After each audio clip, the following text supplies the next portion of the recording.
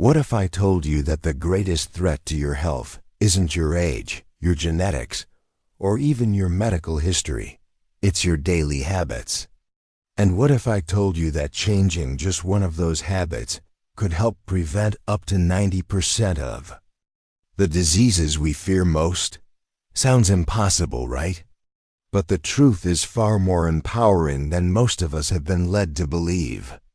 You see, we've spent decades being told what not to do. Don't eat this, don't drink that. Don't forget your medication. Don't overexert yourself. It's all been about restrictions and rules, as if aging is something we're supposed to survive rather than live through. But what if I told you there are things you can do, small, repeatable actions so ordinary they're often ignored, that can actually awaken the healing intelligence your body already carries? No pills, no expensive devices, no miracle cures. Just habits. Simple, consistent habits that, when practiced daily, have the power to restore energy, protect your heart, sharpen your mind, and bring you back to life in ways that medication alone never could. If you're over 60, you already know the narrative society feeds you. Slow down, play it safe, accept decline. But today, we're flipping that story. Because decline is not inevitable, and neither is disease. The real truth is this: your body is still listening, still adapting, still ready to respond if you just give it the right input. In this video, we'll explore 6 humble habits that don't look revolutionary on the surface, but have quietly changed the lives of thousands of people, restoring blood pressure, clearing brain fog, reducing inflammation, and even bringing joy and movement back to people who thought their best years were behind them. And we're going to go deep, not just into the science, but into the psychology, into the why behind the how. And I'll share stories, real people, real results, so you can see what this looks like, not in a lab, but in a living room, in a kitchen, on a front porch.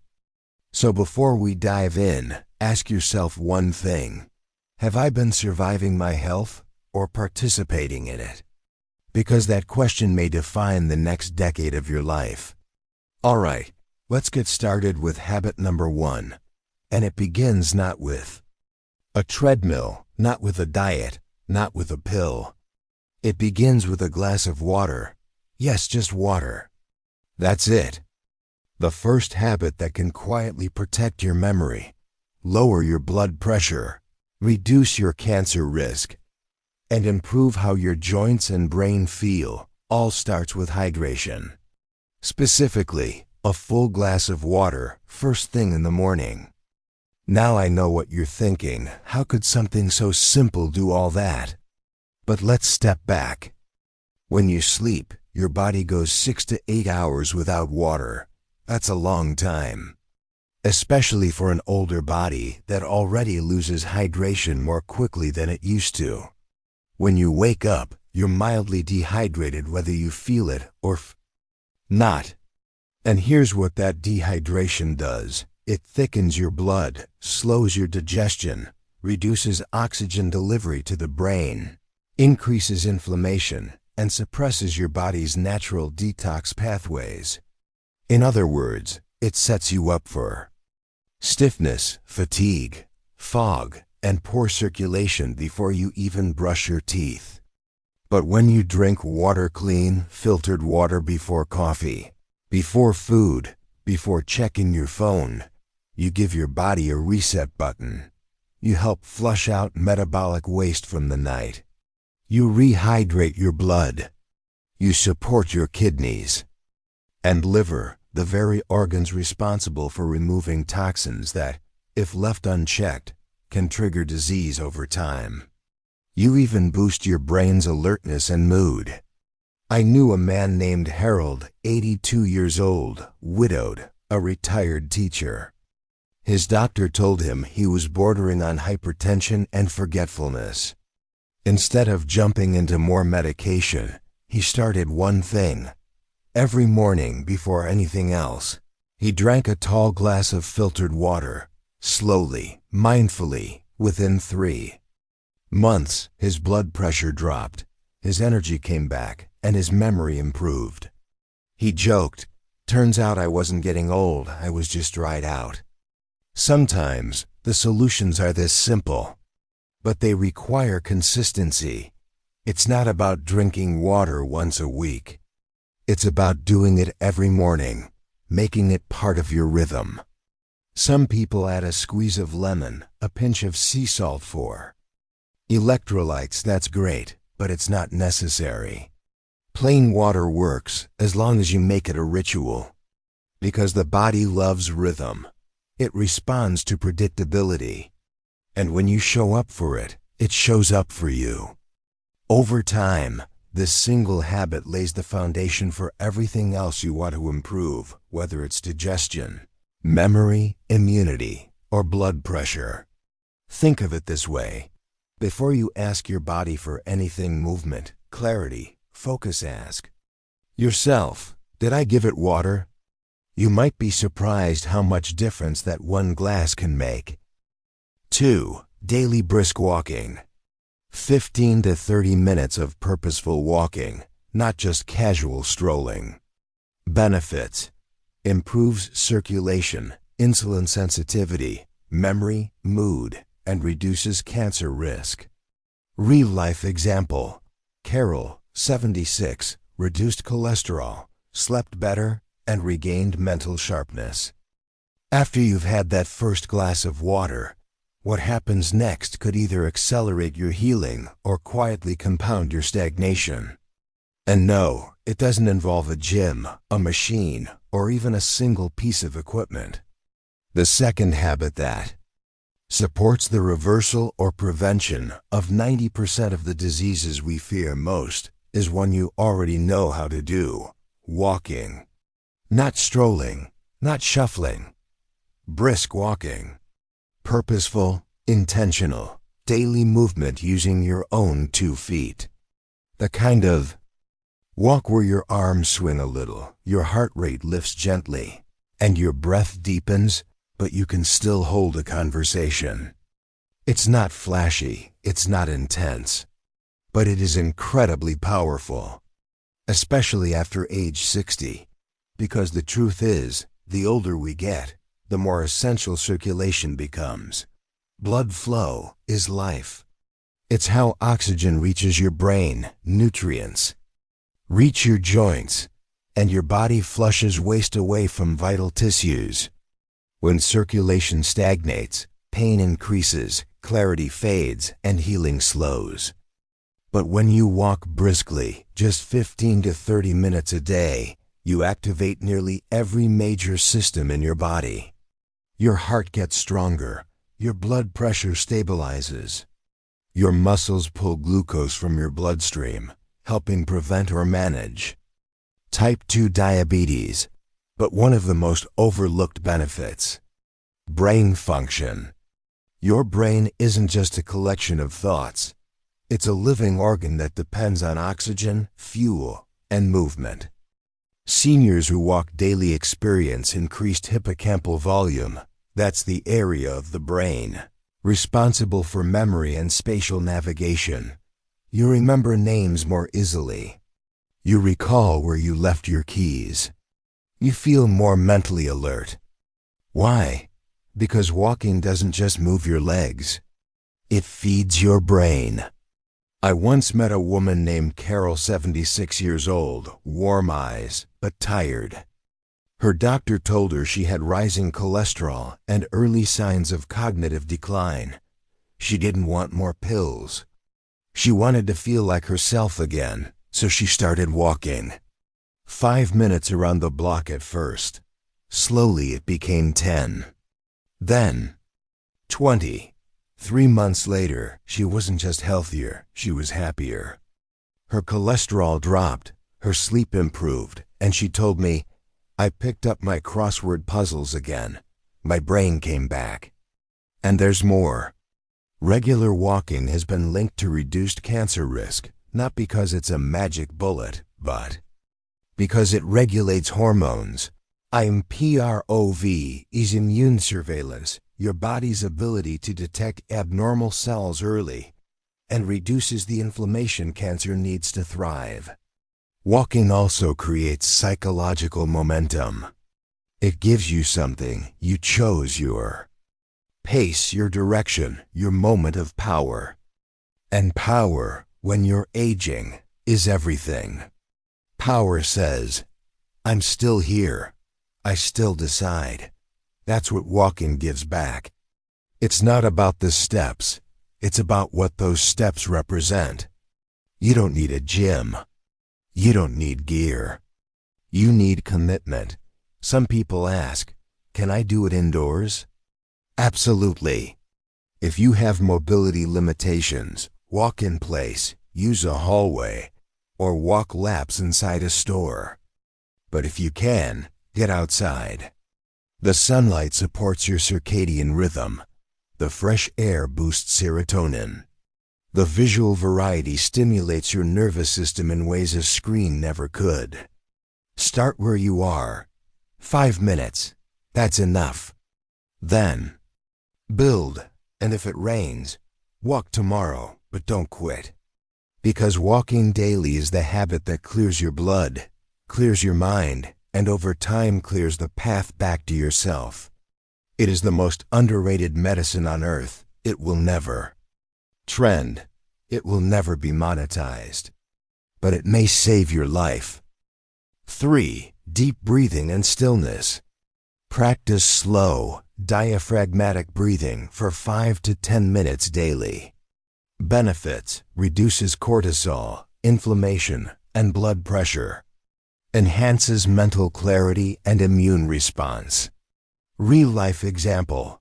Frank, 82, experienced improved blood pressure and focus. Let's pause for a second, not because we're finished, but because the next habit requires us to do something so rare, so profoundly neglected in modern life, that it almost sounds too simple to be powerful. But make no mistake, this might be the most important one yet. Habit 3 is deep breathing and mindful stillness. Not meditation in the complex, intimidating sense. Not chanting or clearing your thoughts perfectly. Just 5 to 10 minutes each day of sitting quietly, breathing slowly, and letting your body remember how to feel safe again. You might not realize it, but most people over 60 are walking around in a state of chronic low-grade stress. Not the pund kind that shows up in loud panic, but the quieter kind. Worry about finances, adult children, aches that didn't used to be there, grief, loneliness. That stress piles up. And it doesn't just live in your thoughts, it burrows into your blood. Vessels, your immune system, your joints, your memory center. When cortisol stays high, inflammation spreads. Blood pressure rises. Digestion slows. Immune defenses weaken. But here's what's extraordinary. Your breath can reverse that. Just by breathing deeply into your diaphragm instead of shallowly. Into your chest, you activate the parasympathetic nervous system. This is your rest and repair mode. And when it kicks in, your body starts to heal. Your heart rate slows. Your blood vessels relax. Your immune system recalibrates. Your brain becomes more oxygenated. And inflammation, the root of so many chronic diseases, begins to settle. That's not spiritual theory. That's physiology. I once worked with a man named Frank, 82, former machinist, proud, quiet, sharp, but weathered. He'd battled high blood pressure for years. Medications helped, but he felt drained by their side effects. Then his granddaughter, a nurse, introduced him to breathing exercises. Just 10 minutes every morning before breakfast. No music, no app, just sit. Breathe in for 4 seconds, hold for 4, out for 4. At first, he rolled his eyes. But he kept doing it. 2 months later, His blood pressure was down. He was less irritable. He was reading again. And when I asked him how it felt, he said, "It's like I finally stopped bracing for bad news." That's what mindful stillness gives you, the moment. You stop waiting for the next threat and start allowing your body to simply exist, fully, safely. This practice also helps your brain declutter. Thoughts rise up and you simply watch them pass. No judgment. No problem solving, just awareness. This reduces overactivity in the amygdala, the fear center of your brain, and strengthens your prefrontal cortex, the part tied to focus, reasoning, and long-term memory. Even 5 minutes can clear enough mental space to remember what really matters. Still not convinced? Here's a physiological bonus. Deep breathing stimulates the vagus nerve, the longest cranial nerve in your body. It connects your brain to your heart, lungs, gut, and more. When activated, it improves digestion, slows heart rate, lowers inflammation, and supports emotional regulation. It's like pulling the emergency brake on stress. One breath at a time. And here's the beauty. You don't need a quiet house, a meditation cushion, or perfect posture. Just sit. Close your eyes if you'd like. Breathe in. Breathe out slower than your inhale. That's it. No pressure. No expectations. Just a chance to practice presence. Over time, this habit becomes your anchor. When pain flares, when anxiety rises, when life gets overwhelming, you already have the skill to slow it down. You've practiced. You've prepared. Your breath becomes your refuge. And your stillness becomes your strength. You are not too old to find peace. You are not too damaged to feel whole. It's already within you, waiting for space to emerge. 4. Cold water exposure. Brief cold showers or splashing cold water on the face and body. Benefits: boosts circulation, immunity, and mood. Reduces inflammation and brain fog. Real-life example. Gloria, 76, felt more awake, less joint pain, and a lifted mood after 30-second cold rinses. So far, we've covered water, walking, and breath gentle. Accessible habits that restore the body's balance from the inside out. But now we pivot to something a little more uncomfortable, something counterintuitive, something that, for many, feels like the opposite of healing. But what if the key to feeling alive again was cold? That's right. Cold water exposure. Before you scroll away, hear me out.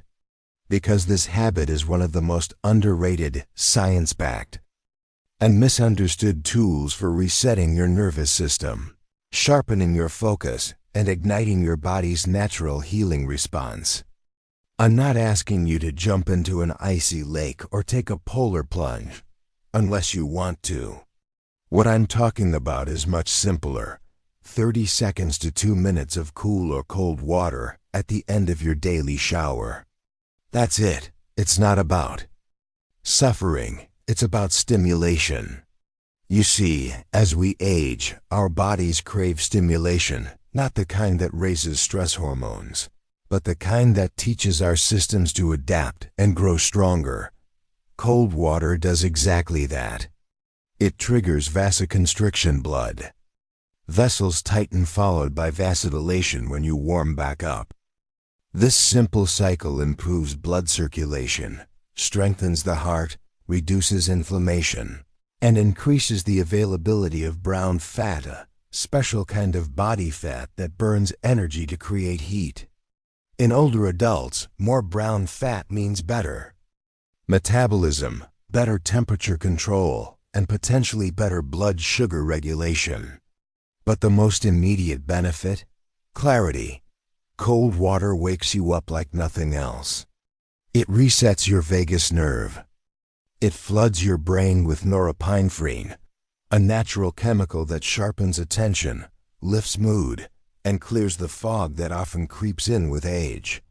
I knew a woman named Gloria, 76, arthritis in her knees, a history of low energy. She read about cold showers and decided to try. Just 30 seconds at the end of her warm morning shower. The first few days were brutal, she admitted. But then, something shifted. She started feeling awake. Her joint pain began easing. She was moving better. Her mood lifted, and her energy, she said, was back on tap. Cold water may also boost immunity. Some studies show that people who use cold exposure regularly get sick less often, not because cold water kills germs, but because it trains the immune system to respond more efficiently. It's like exercise for your nerves and white blood cells. Still skeptical? That's okay. Just try this. Tomorrow morning, at the end of your shower, turn the dial slightly toward cool for 15 seconds. Breathe through it, then go back to warm. That's it. Each day, increase by 5 to 10 seconds. Within 2 weeks, you'll be up to a minute without even thinking about it. And here's the surprise. It doesn't just make you tolerate discomfort, it builds resilience. You leave the shower feeling more capable, more grounded, more in control, because you did something hard. On purpose. That confidence leaks into your day, into your posture, your tone, your willingness to engage with life. Again. And that's what cold exposure really gives you, not just better blood flow, but a quiet reminder you're still strong. You're still capable. You still adapt. Even now, especially now. When the world tells you to play it safe, cold water says, wake up. Reclaim your edge. You're not done yet. 5. Deep breathing rituals, for example, 4-7-8 method. Inhale 4 sec, gives hold 7 sec, gives exhale 8 sec, for 5 to 10 minutes daily. Benefits: regulates nervous system, lowers stress hormones, improves memory, sleep, digestion. Real-life example, George, 81, improved memory, sleep, and blood pressure without changing meds. You're already breathing. You've been doing it since the moment you arrived in this world. But what if the way you breathe, the rhythm, the depth, the intent, could become the simplest, most reliable form of medicine available to you? Number. Side effects, no cost, no barrier to entry, just a pattern. A pause, a ritual. The 5th daily habit we're diving into is called the 4-7-8 breathing method. And while it may sound like something from a yoga retreat, it's rooted in hard science and neurobiology, and it's one of the most powerful tools for calming the nervous system, reducing inflammation, sharpening memory, and restoring hormonal balance, especially after age 60. Here's how it works. Inhale through your nose for 4 seconds. Hold that breath for 7 seconds. Exhale slowly through your mouth for 8 seconds. That's it. One round takes 19 seconds. Do this for 5 to 10 minutes daily, ideally before bed or during stressful moments, and you retrain your body to stop overreacting to stress and start healing from it. Why does this matter so much for older adults? Because the older we get, the more our stress response tends to remain activated, even in the absence of danger. Bills, medical tests, loneliness, unpredictable sleep, memories of loss, these keep the body in low-level fight or flight. Cortisol stays high. Sleep becomes fragmented. Testosterone and growth hormone remain suppressed. And inflammation, the root of nearly every chronic illness, runs wild. But when you practice the 4-7-8 breath, something remarkable happens. Parasympathetic nervous system takes over, heart rate slows, muscles relax, blood vessels dilate, digestion improves, and the brain exits survival mode. This isn't theoretical. It's visible on EEG scans, measurable in heart rate variability, and confirmed by people whose lives changed because of it. One of those people was George, 81 years old, former construction supervisor, diagnosed with hypertension and experiencing memory lapses. His doctor wanted to double his medication, but George wanted to try something else first. So he committed 10 minutes of 4-7-8 breathing each night before bed. He said the first week felt weird, like he was too old to start something new. But then, something shifted. His sleep deepened. His blood pressure readings improved. And one day, he told me, "I remembered a dream. I hadn't remembered one in years." That's when he knew his brain was healing. His nervous system wasn't just surviving, it was restoring. And here's something else that's rarely talked about: the vagus nerve, which governs nearly all of your rest and digest functions, responds directly to this breathing rhythm. It's stimulated by the long exhale, which sends a message from your body back to your brain. We're okay. You can calm down now. Over time, this feedback loop becomes more responsive. You no longer live in reaction to stress. You live in rhythm. 4-7-8 breathing also improves melatonin production. That means better sleep quality, better immune function, and more cellular repair while you rest. Many older adults believe their insomnia is just part of aging. But in truth, much of it is poor nervous system hygiene, something this simple ritual begins to heal. So how do you start? Sit comfortably. Close your eyes if it helps. Place one hand on your chest, one on your belly. Breathe in for 4 seconds. Feel your belly expand. Hold for 7. Then exhale for 8 slowly, gently, through pursed lips, like you're blowing through a straw. Repeat for 5 minutes. That's all. No app, no guru. Just you, your lungs, and your willingness to change. Make it a ritual. After brushing your teeth, before your morning coffee, or whenever you feel overwhelmed. Because this isn't just about calming down, it's about reclaiming your chemistry. You don't need to chase peace. You can practice it, one breath at a time. 6. Consistent sleep-wake schedule. Go to bed and wake up at the same time daily, even weekends. Benefits: resets circadian rhythm, improves hormone balance, melatonin, cortisol, supports deep sleep and brain detox. Real-life example: Francis, 78, improved arthritis symptoms and energy with a regular bedtime routine. You've drunk your water. You've moved your body. You've breathed deeply. You've braved the cold. You've even mastered a nervous system reset through the 4-7-8 rhythm. But there's one habit that ties all of this together, a force multiplier that turns daily effort into long-term transformation. And it happens not when you're awake, but when you sleep, or more specifically, how you sleep. Habit number 6.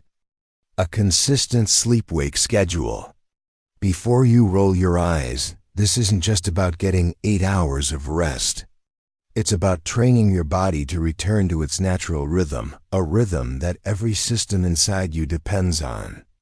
Because contrary to popular belief, sleep isn't just rest. It's reconstruction. It's when your brain detoxes, your immune system resets, your hormones recalibrate, your memory consolidates, your blood pressure stabilizes, your inflammation drops. But this is the crucial part: these benefits only occur when your sleep is consistent. When your bedtime and wake-up time are roughly the same every day, including weekends. This consistency strengthens what's called your circadian rhythm, your internal 24-hour clock that governs nearly every biological function. And when that rhythm is strong, everything works better. Your cortisol rises in the morning to give you energy.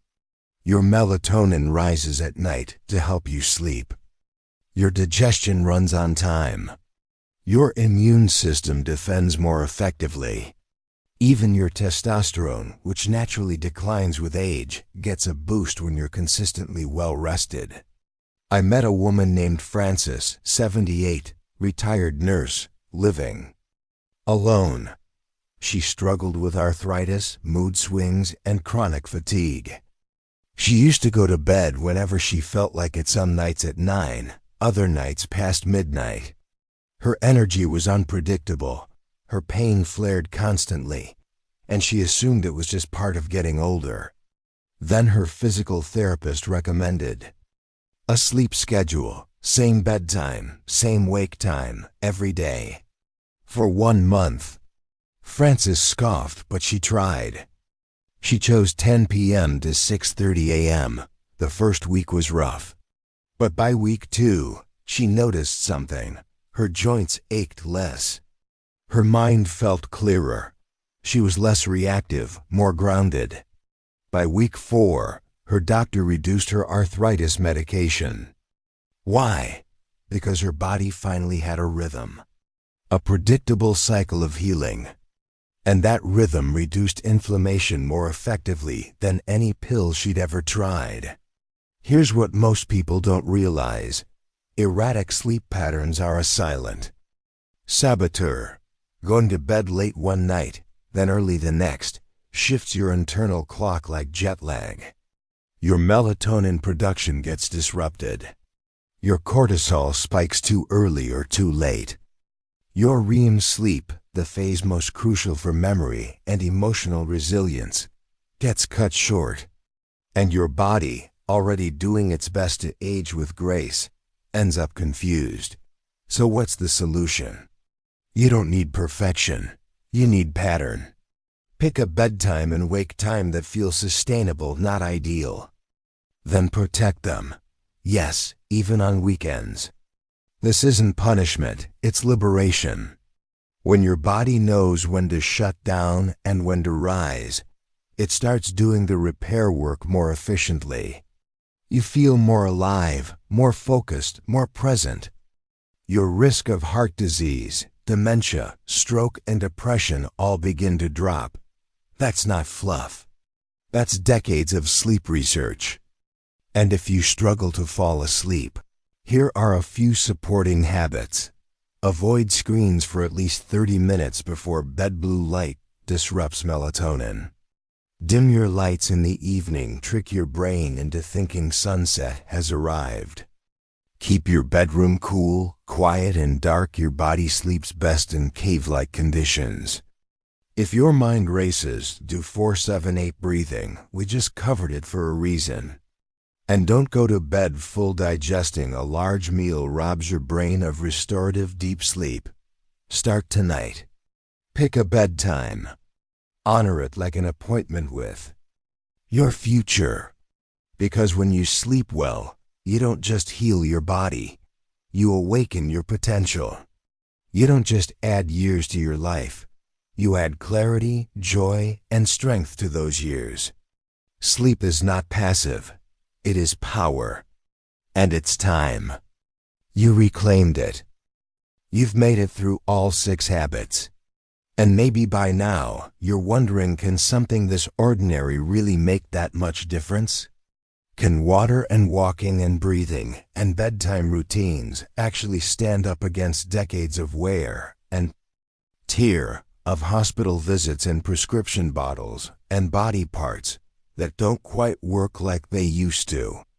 My answer, and the answer of thousands of people who've lived these changes, yes, but not because these habits are magic, and not because they promise perfection.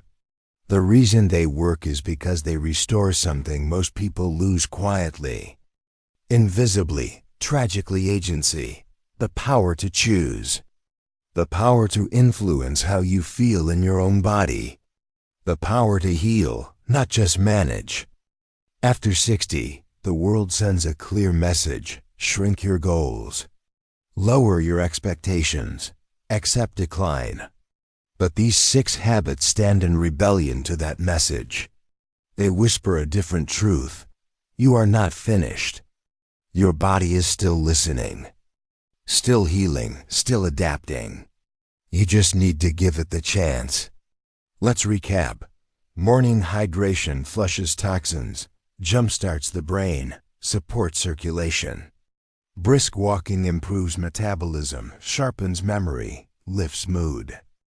Deep breathing and stillness calms the nervous system, reduces inflammation, improves clarity. Cold water exposure stimulates blood flow, builds resilience, ignites focus.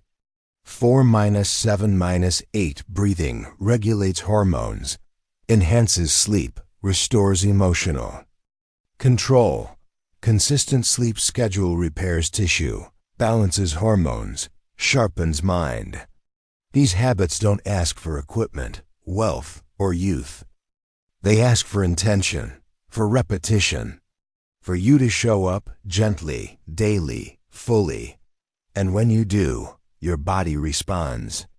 Maybe not in a headline-grabbing way, maybe not with fireworks, but with small victories. Less joint pain, better sleep, clearer thinking, deeper laughter, a willingness to plan next week instead of just surviving today. That's what matters. I once heard someone say, most people don't die of old age. They die of neglect of their sleep, their movement, their breath, their spirit. These habits reverse that. They're not about chasing immortality. They're about living the years you do have with vitality, presence, and purpose. And here's the truth that almost no one tells you. You don't have to do everything perfectly. You just have to start. Maybe today you drink that glass of water. Maybe tomorrow you walk 5 minutes. Maybe next week you try a cold rinse. Each step is a signal. A conversation between you and your body. A promise that you're still here, still willing, still in it. And when you string those promises together, day after day, you're not just adding time to your life, you're adding you back to your time. You're not just healing your body, you're reintroducing yourself to it. Because the truth is, there's still more joy waiting, more clarity, more sunsets, more laughs, more mornings where you wake up and feel good, for no reason other than that you live differently. The difference between aging and withering is in the habits you choose. You don't need to change your life. You just need to start practicing the life you still want, daily, with compassion, with courage, with faith that your body will meet you there. It always has.